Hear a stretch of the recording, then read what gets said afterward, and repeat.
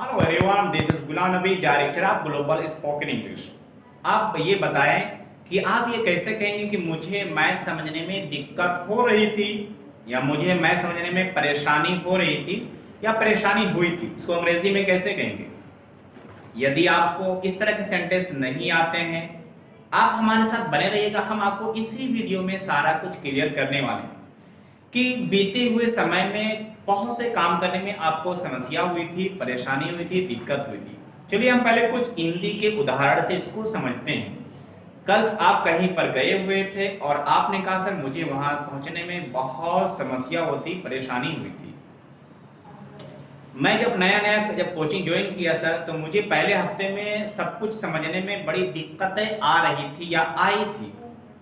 कल मैं बस से शहर गया था, लेकिन मुझे बस से जाने में परेशानी हुई थी, या मुझे दिक्कत हुई थी, या समस्या हुई थी। यदि ऐसे सेंटेंस में आपको कंफ्यूजन होता है, डर होता है, तो बिल्कुल खत्म हो जाने वाला है, क्योंकि स्पीकिंग के साथ साथ में ऐसी चीजें आपको इंग्लिश न्यूज़पेपर में भी मिलने वाला है।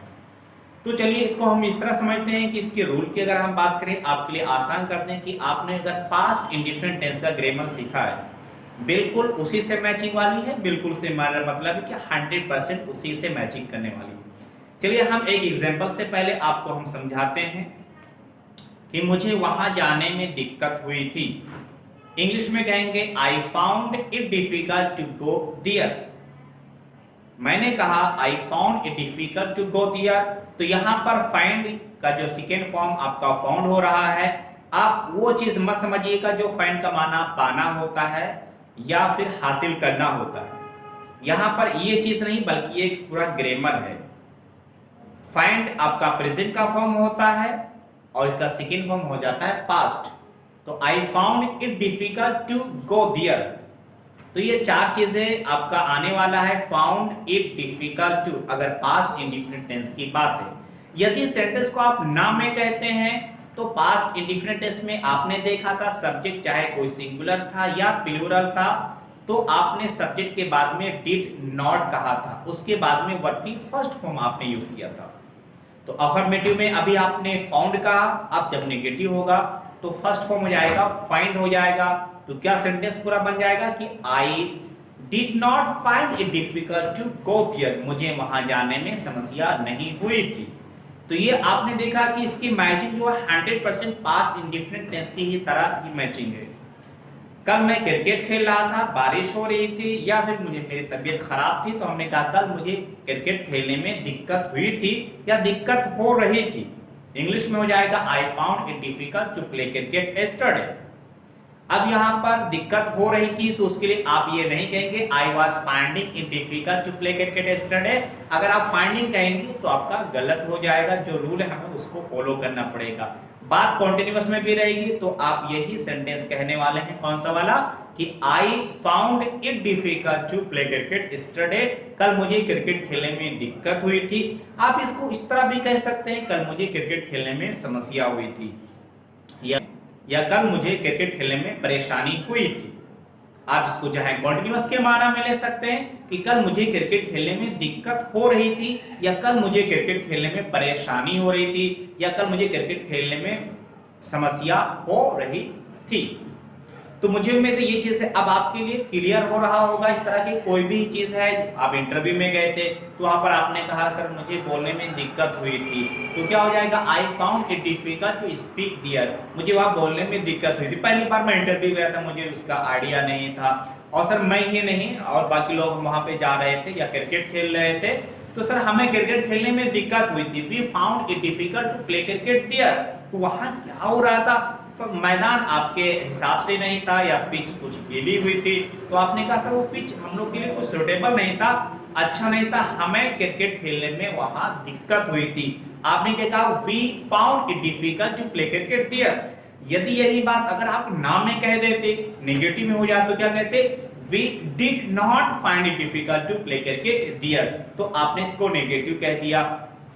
इसी तरह जब आपने कहा कि जब आपने स्टार्टिंग में इंग्लिश स्पीकिंग ज्वाइन किया था, गुलाम नबी सर के कोचिंग में आप आए थे, तो उसमें क्या होता कि आपको इंग्लिश बोलने में दिक्कत हुई थी या दिक्कत हो रही थी। अंग्रेजी में आप कहने वाले हैं you found it difficult to speak English, या फिर हमने कहा कि आप तो जब स्टार्टिंग में ज्वाइन किए थे तो काफी कुछ बोल रहे थे, मेरी तो काफी अंग्रेजी कमजोर थी, बट भाई आपको तो अंग्रेजी बोलने में दिक्कत नहीं हुई थी। You did not find it difficult to speak English, या हमने ये कहा कि आपको तो परिचय देने में दिक्कत हुई थी या हो रही थी। You found it difficult to give your introduction, आपको अपना परिचय, अपना तारुफ कराने में दिक्कत हो रही थी। अगर नहीं हुई थी तो इसको नेगेटिव में कह देंगे, you did not find it difficult to give your introduction, कि तुम्हें अपना परिचय देने में दिक्कत नहीं हुई थी। तो इस बात से क्या समझ रहे हैं कि जो भी कुछ बीते हुए समय में बात हुई हो तो उसके बारे में हम फाउंड इट डिफिकल्ट का प्रयोग करने वाले हैं। सो आप इस ग्रामर को किस तरह से कंसेप्ट क्लियर करने वाले हैं, ठीक पास्ट इंडिफरेंट टेंस की तरह आपका हो गया। आप उसी हिसाब से जो काम समस्या हुई थी उसको आप कह सकते हैं।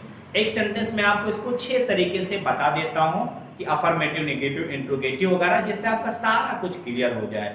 जैसे मान लीजिएगा कि कल राजू क्रिकेट खेला था, तो आपने कहा था कल उसे क्रिकेट खेलने में दिक्कत हुई थी या परेशानी हुई थी, तो अंग्रेजी में कहने वाले हैं he found it difficult to play cricket yesterday। ये आपका अफर्मेटिव का सेंटेंस हो गया। ये सेंटेंस अगर आप नेगेटिव में कहना चाहते हैं कि उसे क्रिकेट खेलने में दिक्कत नहीं हुई थी, तो क्या कहेंगे, he did not find it difficult to play cricket yesterday, कल उसे क्रिकेट खेलने में परेशानी नहीं हुई थी। यदि आप सवाल करते हैं और कहते हैं कि क्या उसे क्रिकेट खेलने में कल परेशानी हुई थी, तो आप कहने वाले हैं did he find it difficult to play cricket yesterday, क्या उसे कल क्रिकेट खेलने में दिक्कत या परेशानी या समस्या हुई थी। अगर आप चौथा तरीके से कहते हैं यानी इंट्रोगेटिव नेगेटिव अगर भी आपका सेंटेंस होता है और आप पूछ बैठते हैं कि क्या उसे क्रिकेट खेलने में दिक्कत नहीं हुई थी, तो आप अंग्रेजी में कहेंगे did he not find it difficult to play cricket yesterday. और आपने देखा कि उसे क्रिकेट खेलने में परेशानी हो रही थी, समस्या हो रही थी, तो आपने कहा कि उसे कल क्रिकेट खेलने में समस्या क्यों हुई थी, Why did he find it difficult to play cricket yesterday?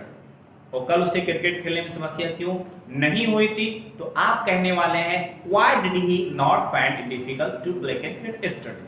तो साथियों मुझे उम्मीद है कि ये ग्रामर अब आपके लिए बहुत क्लियर हो गया होगा। अब जब आपको स्पीकिंग करना है, बोलना है, तो ये चीजें आप कह लेंगे, क्योंकि आपके जीवन में इस तरह की समस्याएं आती रहती हैं। तो जो समस्या आपके लिए आई थी उसको आप प्रयोग करने वाले हैं। बस आपको जरूरत है प्रैक्टिस करने की। प्रैक्टिस करने में कोई कंजूसी नहीं, इसे कोई समझौता नहीं करेंगे, और आप प्रैक्टिस करेंगे ये ग्रामर आपके लिए बहुत अच्छा हो जाएगा। और अगर आपको वीडियो अच्छा लगा हो तो इस वीडियो को आप लाइक करें, साथ ही साथ में इसको आप शेयर करें। अगर आप मेरे चैनल पर नए हैं तो सब्सक्राइब करना ना भूलें। तो इसी के साथ में I would like to thank all of you for watching this video. So good bye all of you.